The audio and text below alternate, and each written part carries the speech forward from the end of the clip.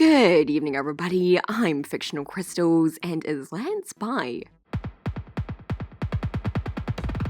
One of the most popular headcanons in the entire Voltron fandom is that Lance is bisexual, but in the actual show itself, does this thought hold any weight? Right now, no character has a confirmed sexuality, so I'm here to discuss whether or not there is a chance Lance is LGBT. Before I begin, let me just say that I'm not the kind of person who just labels sexualities on characters with no evidence. I'll never assume without some kind of indication. I'm also going to be talking about some ships in this video, which is a touchy subject in the Voltron fandom particularly. Ship wars are one of my least favorite things in fandoms, and I'd hate to see people attacking each other in the comments because of it. Personally, I'm not much of a shipper. I treat ships the same way I do theories. I really only ship things with evidence, and some crag ships just for fun. I enjoy some ships in fanon, but when it comes to canon, I'm very picky. I never simply see two characters next to each other, think they look cute, and automatically ship it. Also meaning a popular opinion on a ship or anything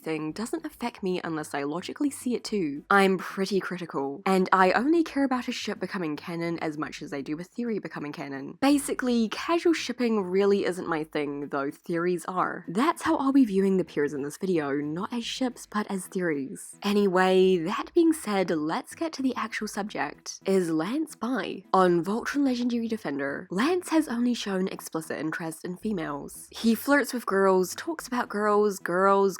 To most casual viewers of the show, Lance is as straight as a ruler. However, that doesn't mean he can't be bi. Bi people are allowed to have preferences. Showing more interest in the opposite gender doesn't make someone less bi, and showing more interest in the same gender doesn't either. We've established that even though as of now he's only shown overt interest in females, bisexual Lance is still an option. I've noticed that some people in the fandom don't think bi Lance is a possibility, not because of his flirting with females, but instead because they don't think having a bi character would be allowed on the show. VLD showrunners are Joaquim Santos and Montgomery. Before Voltron, they were already well known for their work on Nickelodeon's The Legend of Korra, sequel series to Avatar: The Last Airbender. Spoiler warning now if you haven't seen The Legend of Korra. Aside from Voltron showrunners working on Korra, a lot of the other VLD crew members were a major part of Legend of Korra too. Heck, before its name was revealed to be Voltron Legendary Defender, it was referred to as Korra 2.0 by the Korra crew. For the most part, Avatar and Korra had straight couples, until Korrasami came along, the ship between Korra's main character Avatar Korra and business lady Asami Sato. Korra and Asami are two canon bisexual characters and a couple. Them being confirmed canon was an extremely pivotal thing for children's television. Korra being on Nickelodeon, and rated Y7, and airing in 2014 before gay marriage was legalized in all 50 states, meant it had restrictions. It was uncharted territory at the time. Nothing explicitly romantic between the two was allowed to be shown. That was until the comics. Yet they still managed to make it work on TV. Without Korrasami, we might not have gotten where we are now. With LGBT rep in children's programming, things have changed since 2014. Same-sex couples and LGBT characters are much more widely accepted within children's media. They're getting more common by the day. Let's see. Steven Universe has many canon LGBT characters and healthy same-sex couples. Adventure Time has Bubbline. Enid and OKKO, and several other Cartoon Network shows have had minor LGBT characters and couples. Nickelodeon of course had Korrasami, and now there's Loud House. Even Disney has had several LGBT characters, from the Moms in Good Luck Charlie to these two in Gravity Falls, The Kissing in Star vs. the Forces of Evil, LeFou in the new Beauty and the Beast movie, and most recently an actual coming out scene. There is likely to be more that I've forgotten. Positive reactions from viewers have come out of most of these. In some cases, they actually increase viewership.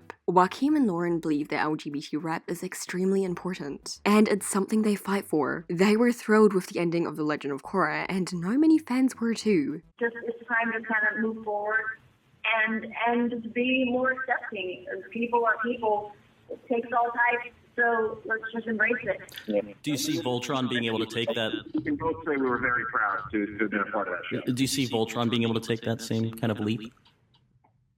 I think so. I mean, we obviously have this first 13 episodes, but if we're able to take it beyond that, I think, we both like to kind of push the envelope a little bit and just see what we can do, because I think the world is a different place, and we just wanna kind of represent more people. Many people in the Voltron fandom have seen Korra and are LGBT. They jump ship from show to show. Lauren and Joaquim, I'm sure, are well aware of this. They know their audience. Lauren and Joaquim aren't people who would queerbait. This interview made that known. Not only is rap important to them, but also them queerbaiting would be a massive blow on Dreamworks. The fanbase would rage and try to give them a bad name. Unfortunate but true. Voltron having LGBT characters wouldn't be a first for Dreamworks. The How to Train Your Dragon franchise has a canon gay character. This is why I never married. This and one other reason. And a few others speculated to be LGBT. Gangster. I loved you. You broke my heart, Thor. You broke it right in two.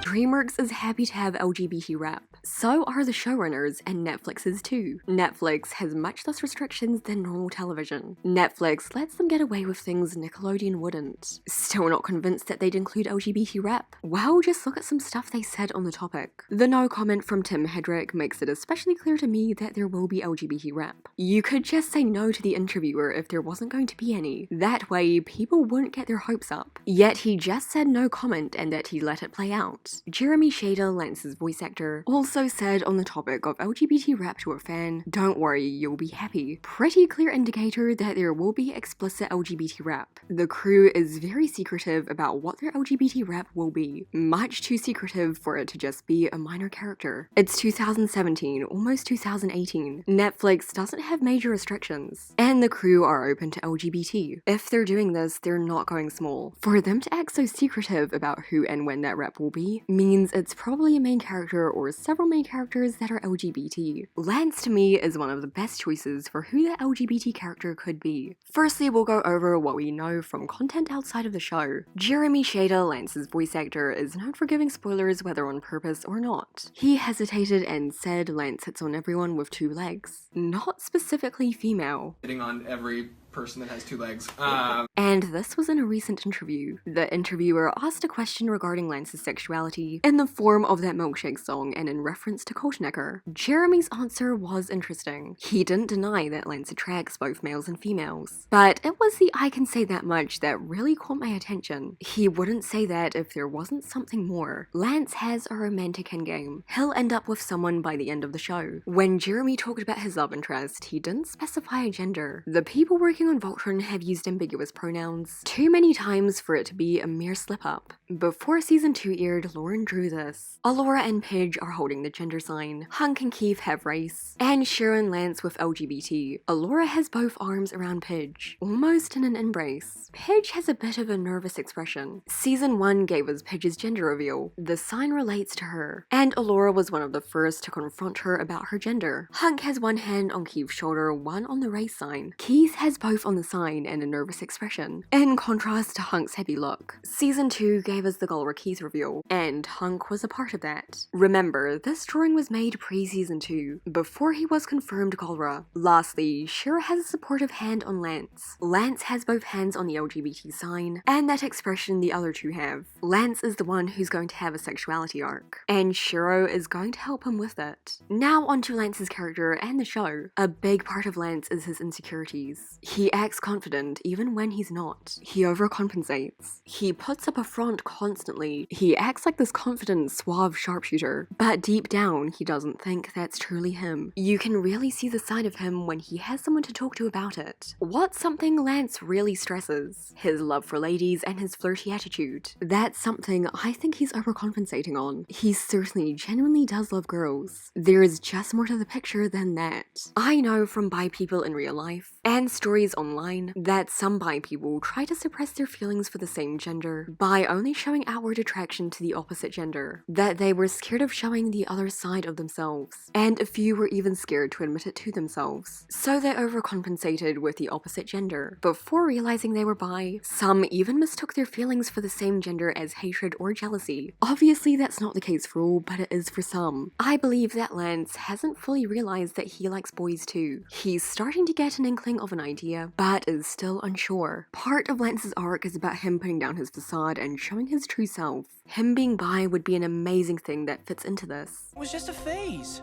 Narratively speaking, Lance fits the criteria of a closeted bisexual, or an unaware bisexual, someone who's still questioning. Okay, but why bisexual? Why not pansexual or something else? In media, there's this thing called color symbolism. It's commonly used in films and TV shows, as a way to portray a mood or notion or something else subtly. Look it up if you want, it's pretty interesting seeing how simple colors can affect things. Studio Mir, the animators for Voltron, have used this technique before, notably in The Legend of Korra. When Korra and Asami are looking out at the spirit portal, we see the bi-pride flag colors incorporated subtly through the sky and mountains. Makes sense to have the bi-colors for the scene, since Korra and Asami are two bi-characters and this was a milestone in their relationship. Voltron uses the bi-pride flag colors too, mostly with Lance scenes. It's happened more than once, and is usually accompanied by a rainbow, which is the gay pride flag colors. Now we're going to have to get into some pairing stuff, since it's inevitable when talking about Lance being bi if we want all the evidence. Lance canonically has a crush on Allura. That's been apparent since episode 1. He showed interest in other females too. When flirting with them, he uses certain lines and body gestures, like his signature smiles. But that smile hasn't only been used on girls. In an official poster for season 2, look at who Lance is using that smile on. They must have known the consequences of drawing Lance and Keith like that so close. And wearing their swimming trunks from this episode. They should be aware that it looks like Lance is flirting with Keith. It's purposely meant to be like that. If the smile wasn't directed at Keith but instead Slav, he's still acting flirtatious to another male. Keith makes a lot more sense than Slav, however. This is not the only time he's looked at Keith the same way he does a female. When talking about his future Mrs. Blue Lion, his eyebrows were upturned and he had a dopey smile. In the same season, in the episode Escape from Beta Traz, Lance talked about each of his teammates to Laika. When he got to Keith, his expression changed to the same one he had while talking about future Mrs. Blue Lion. He's had this expression at Allura too. Lance has smiled at Keith like he's in love with him more than once. He only smiles like this when he's interested in someone. You don't see him looking at Shiro, Pidge, or Hunk, his best friend, like this. Expressions matter. Like the subtle emotional facial expressions that you see with all of the characters.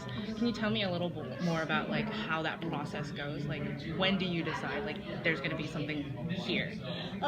It just depends on what the story is. Like if we know that a character, is feeling something about that moment, especially if we know that there's something coming up down the line that maybe hasn't been revealed, but that it would make that character feel a certain way, we try to insert in there and not do it. Everything in animation is for a purpose. The girls who Lance was interested in parallel Keith in more than just smiles though. There's one with Naima, and a lot with Allura in the episode Red Paladin. Are you okay? It's too powerful. Lance, are you okay? We did it. We are a good team.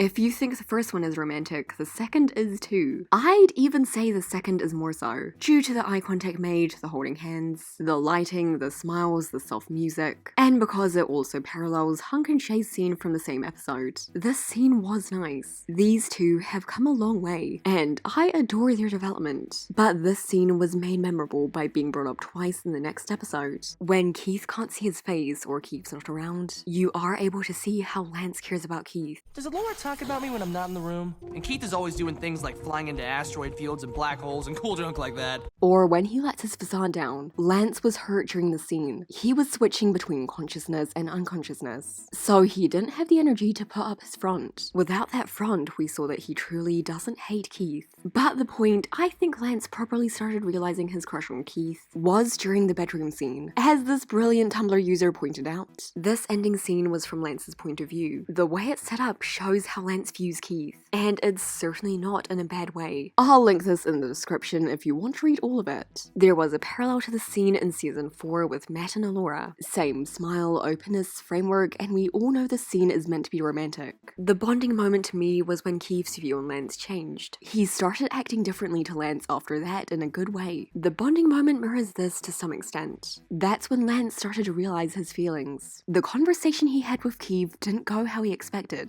He expected expected Keith to agree with him that he should leave the team. Yet Keith didn't. It was quite a shock to him. In fact, Keith ended up being the one to leave. Season 4 didn't really give us much between these two since Keith left, and Season 4 was only 6 episodes long. However, in episode 1, those important expressions were there. If we know that a character, is feeling something about that moment. Lance kept questioning where Keith was. He said it was because he was ruining their show. But after their development in Season 3, I doubt Lance would be petty to Keith just over that. His expressions speak volumes. Compare the way he looked at Keith arriving to Pigeon Hunk. He was worried about him while the others were angry. His expression when Keith left was painful. They could have easily made him look proud of Keith or said that Keith was leaving like the rest were. Yet he looked more hurt than anything. If he wasn't smiling, jeez. He was staring off, not blinking, and had lines under his eyes, which are used in Voltron and many other cartoons to show that a character isn't feeling the best. He started realizing he likes Keith just a little bit. Not enough to call love quite yet. And then Keith leaves him. He doesn't know what to think. He's confused on whether or not to be happy for him. Lance worries about Keith a lot, even when he pretends not to. The red line is moving!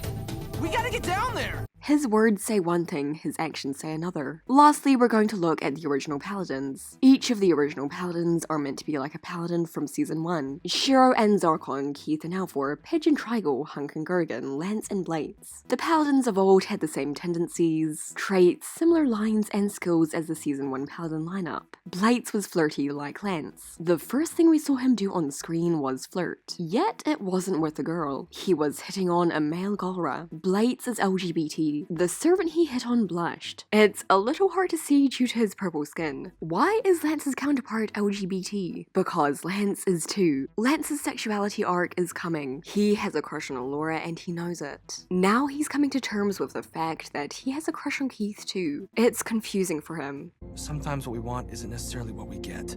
Luckily, his relationships with both of them have improved a lot lately. Romantic or not, his relationships with both Keith and Allura are important, noteworthy, and still developing. He's come to respect them both. There is allowed to be LGBT rep in Voltron, and there will be more than just Blades and the Servant. I believe Lance is one of those LGBT characters, for the reasons I just talked about. And if he's not, well, there's still other options. But anyway, thanks for watching and hasta la later. Keith?